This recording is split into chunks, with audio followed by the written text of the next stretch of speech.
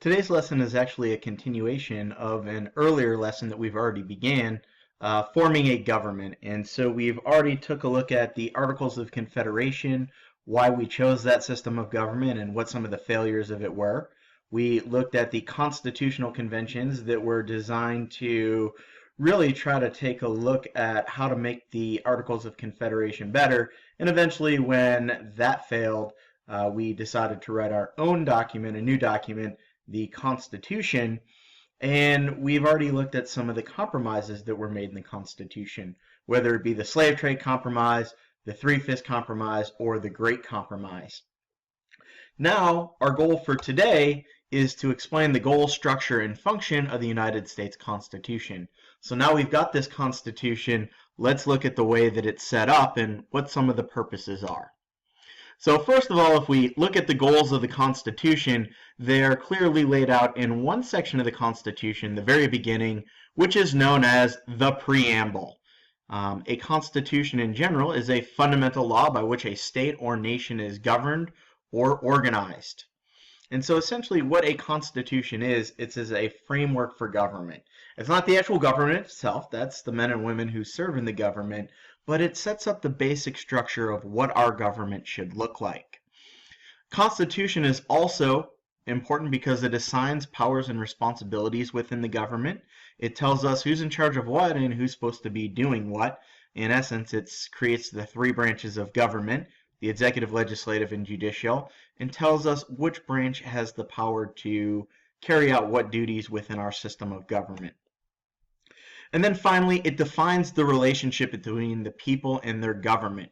We talked a lot about Hobbes, Locke, and Rousseau and how they came up with the idea of the social contract, the idea that in order to gain more freedom, you had to give up some absolute freedom. And if you are going to give up this freedom to a government, essentially the Constitution tells us what that government looks like and what those rights of the people are.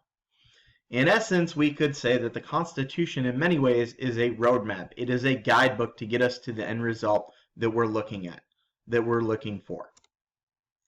So the goals of the Constitution are pretty simple. We talked about one of the reasons why people live together in groups, why they form governments in the first place, is to meet the needs of the people. And so the goals of our Constitution are trying to meet our needs. It tells us the type of society we want to live in. So there are 6 goals of the Constitution. They are set out in the beginning of the Constitution, known as the Preamble to the Constitution. And goal number 1 is to form a more perfect union. Note that that doesn't say make it a perfect union. We know that no matter what, every government system is going to have flaws to it, but this is our goal, is to form a more perfect union, to try to make it better than any other government that's been there before. And I think we succeeded. Number 2, to establish justice, to do what is right and fair. Number 3, to ensure domestic tranquility.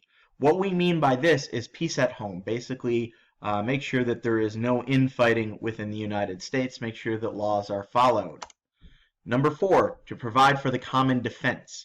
This means having a military to protect us against foreign nations invading. Number 5, to promote the general welfare, to do what is in the best interest of the people as a whole. And number 6, to secure the blessings of liberty for ourselves and our descendants, or posterity, as they say in the Constitution. Again, these are all listed in the Preamble. We, the people of the United States, in order to form a more perfect union, establish justice, ensure domestic tranquility, provide for the common defense, promote the general welfare, and to secure the blessings of liberty to ourselves and our posterity, do ordain and establish this Constitution for the United States of America. And in case you forget that, there's a handy jingle that most of you probably listened to in middle school, and that is from Schoolhouse Rocks. Hey, do you know about the USA? Do you know about the government? Can you tell me about the Constitution? Hey, learn about the USA.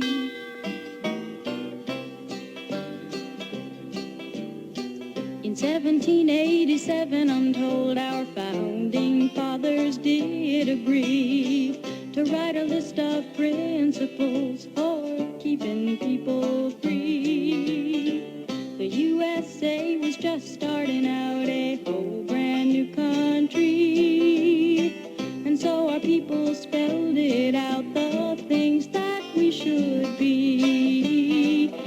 put those principles down on paper and called it the Constitution. And it's been helping us run our country ever since then.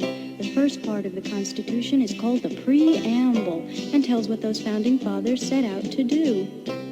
We the people, in order to form a more perfect union, establish justice, ensure domestic tranquility, provide for the common defense, promote the general welfare, and secure the blessings of liberty to ourselves and our posterity, do ordain and establish this Constitution for the United States of America. In 1787, I'm told, our founding fathers all sat down and wrote a list of principles that's known the world around. The USA was just starting out a whole brand new country, and so our people spelled it out. They wanted a land of liberty. And the preamble goes like this. We the people, in order to form a more perfect union, establish justice, ensure domestic tranquility, provide for the common defense, promote the general welfare, and secure the blessings of liberty to ourselves and our posterity, do ordain and establish this Constitution for the United States of America, for the United States of America.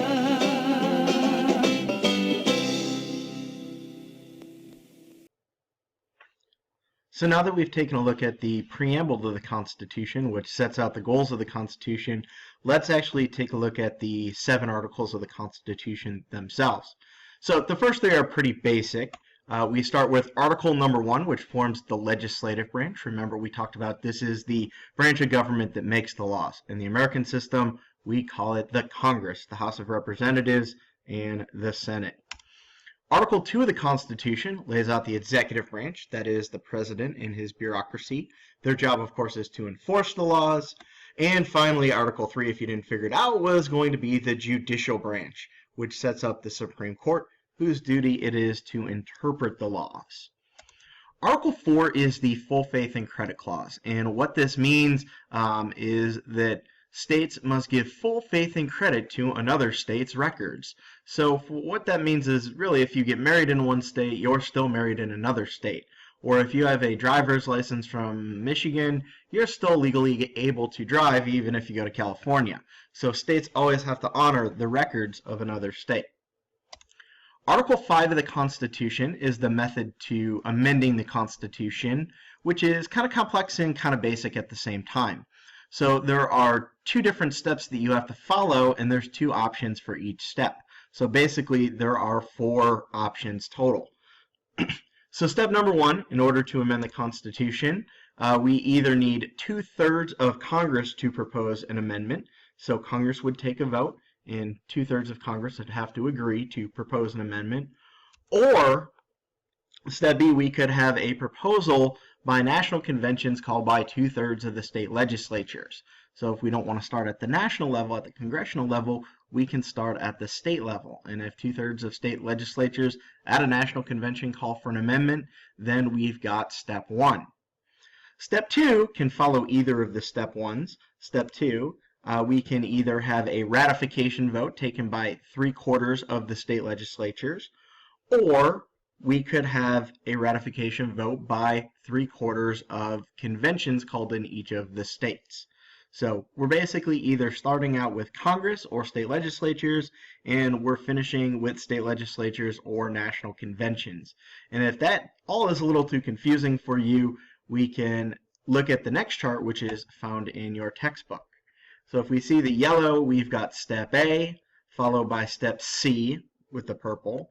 Or we could start out with, again, step A and then with step D. or we could start out with step B and end with step C, or we could start out with step B and end with step D. So we can see the various changes and methods that we've looked at before here just kind of laid out in a chart manner. So there are 4 ways to amend the Constitution. Article 6 of the Constitution is the Supremacy Clause. It sets up what we would know as the ladder of the laws. It means essentially that the Constitution is the supreme law of the land. What that means is there can be no law that violates the Constitution. Every law in America must follow what is written in the Constitution. When we say ladder of laws, it means that we start out a basic level. You can see the chart from your textbook. The most basic level is city ordinances, so basically laws at the city or township level. For example, in Canton, I think the curfew is 10 o'clock, 11 o'clock if you're under the age of 17, 18, something like that. That would be a local law. State laws or state statutes come next on the ladder of the laws. They take supremacy over ordinances. Above that, we have state constitutions, so state laws can never violate the state constitution. Above that, we've got acts of Congress and treaties that the president signs and Congress approves with foreign nations. But at the top of the ladder is the U.S. Constitution. There can be no greater law than the United States Constitution. And Article 7 basically just sets up ratification of the Constitution. It sets the conditions for which the Constitution would be approved. Now remember, in the original Articles of Confederation, we needed all 13 states to agree to any amendments. Well, with the ratification of the Constitution, we say this time that we need 9 out of 13 states to agree. And if 9 out of 13 states agree, and they all do, the Constitution will be officially ratified and accepted, which it is. But even that process gets tricky, but more on that next. Just one final thought on the Constitution. We can say that the Constitution is a living document. And that doesn't mean that the Constitution gets up and runs around, except in the movies. You have all probably seen the hidden map on the back of the movie from National Treasure. The Constitution, it's not a living document. It doesn't move, but what we mean by a living document is it adapts to the changes we see in society.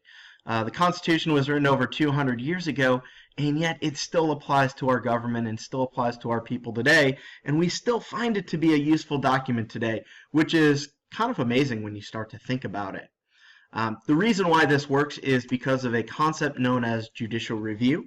Judicial review, as we talked about before, is the power of the Supreme Court to declare acts unconstitutional. So when the Supreme Court interprets the Constitution, they're basically deciding what the modern meaning of the document is. So even though things were written 200 and some odd years ago, we still can interpret the meaning to a modern day situation as done by the court today. So that's all I've got for you today. Next, we're going to actually have to talk about what it took to get the Constitution ratified. It wasn't an easy process, but we'll learn about that more when we talk about the Federalist and the Anti-Federalist and the need for a Bill of Rights. Until now, I hope you have a wonderful day.